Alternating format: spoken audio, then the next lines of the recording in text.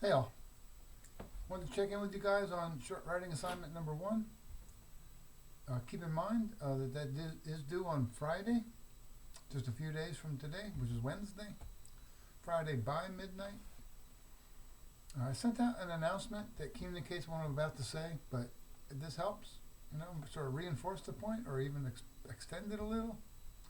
Great. So, right, I'm asking you to write about the issue of federalism and voting rights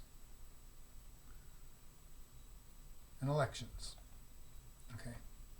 I've assigned 3 pages from our text, the first 3 pages, I believe, of chapter 3 on federalism. Use that to comment on it, analyze it, pick out what you think is most important to say, to talk about, to offer your observations. I've also posted a Supreme Court case, 2023, so very recent. I'm blanking out on the name right now, but it's in that module on Canvas, Module 3A on federalism. All right, where the Supreme Court ruled 5-4, and this was a very conservative Supreme Court with 6 Republicans. But here they go the other way, and they actually strike down a redistricting map by the state of Alabama, the legislature, that only carved out one black majority voting district for the U.S. House of Reps. Right? And the Supreme Court said, hey, given the state's black population and what percentage that is of the whole population, given Alabama's history on race and voting rights, and polarized racial voting, and given the Voting Rights Act of 1965, right, that means that you must create 2 black majority electoral districts. 2, not 1, 2. Right? Because Alabama, right, is dominated by the Republican Party. The legislature, I think it's super majorities in both chambers, Republican governor. Republicans run the whole show in Alabama. Right, but blacks still make up a substantial minority of the total state population. So they're in a tough spot. I'll be blunt. They're in a tough spot in Alabama. They are.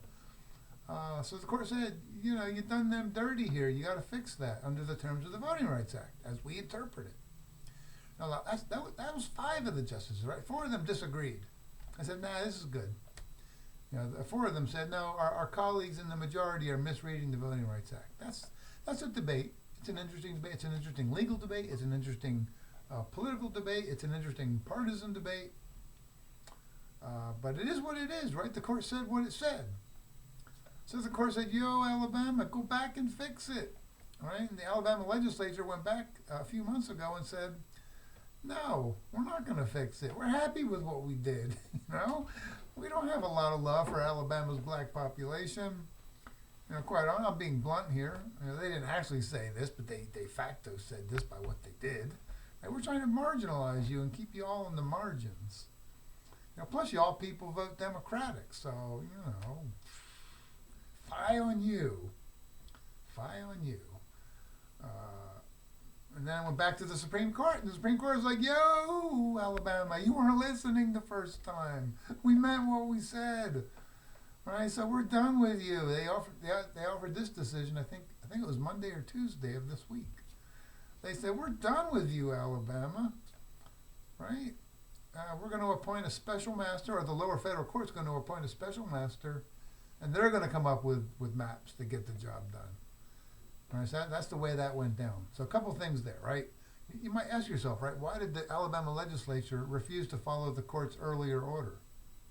Well, it's political posturing, right? These are Republicans in a very red state whose constituents are extremely conservative, right? This makes them look good in the eyes of their constituents, right? They could say to their constituents in 2024, that election cycle, they could say, we fought the good fight on your behalf, white Alabamians.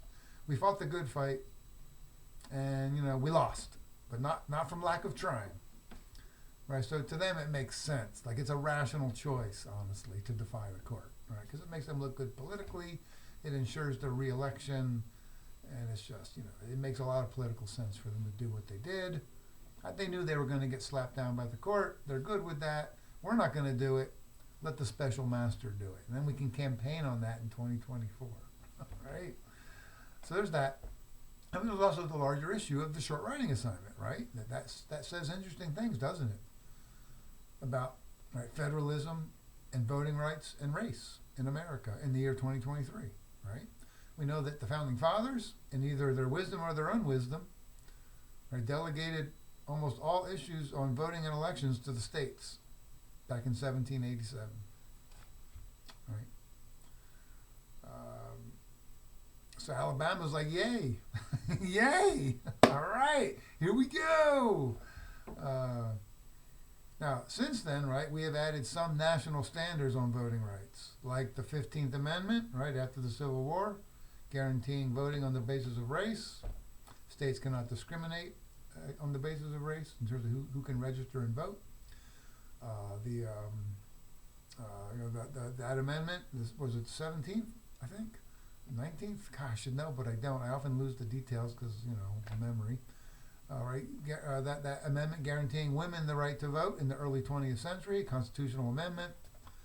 You get that amendment in the 1970s, guaranteeing young people the right to vote, 18 to 21. And you get the Voting Rights Act of 1965. Right. So we do now have some national standards. But the states still have a lot of room to do what they want because, federalism and what the Founding Fathers did back in 1787. Right, so we still sort of struggle with that, right? To what extent should this be in the hands of the national government? And to what extent should we devolve it to the states? Because each state has its own unique set of rules on voting and elections. Some find that disturbing. I kind of do. Right, where in some states, typically Republican-led states, right, they make it harder to register to vote, harder to vote. They erect administrative barriers, make it a little trickier, right, in an effort to shape the electorate. And in blue states like Nevada, right, well, we make it relatively easy to vote. Now, look, that's also a partisan issue, right? Democrats figure the more people who register and the more people who vote, the better we'll do. The data don't really support that. What the data support are the party that most mobilizes their voters on election day do the best. So Republicans can do very well in a high turnout election. Democrats can do poorly in a high turnout election, and vice versa. The question isn't just overall turnout. The question is, whose voters are turning out on election day and in early voting and so forth, right? But the two parties kind of cling to that older conventional wisdom. I understand why.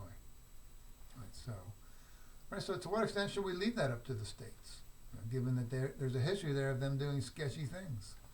In the view of the Supreme Court, a conservative Supreme Court, Alabama was doing sketchy things on voting rights.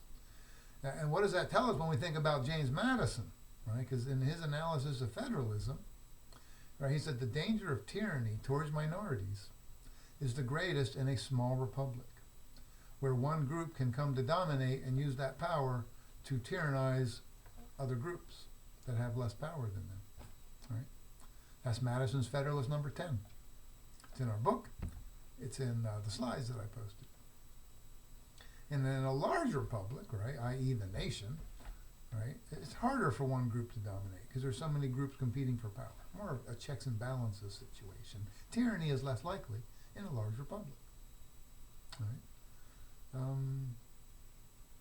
So Madison would suggest, in that sense, although he himself at the time was, when he said minority, he meant property owners like himself that were the elite.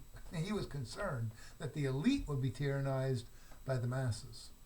Right? Today we might define minority differently as maybe a racial category or a religious category or a gender category. Right, so based on Madison's own analysis, right, today we might say, we left a lot of this power on voting to the states. You're asking for trouble. You're asking for an Alabama situation. So that's what I want you to write about and give your views on, Federalism, race, and voting rights, it's a rich topic. Write whatever you want, I don't have specific expectations. I just want to see you engage with those ideas. All right? Thanks for hanging out with me here for this little bit of time.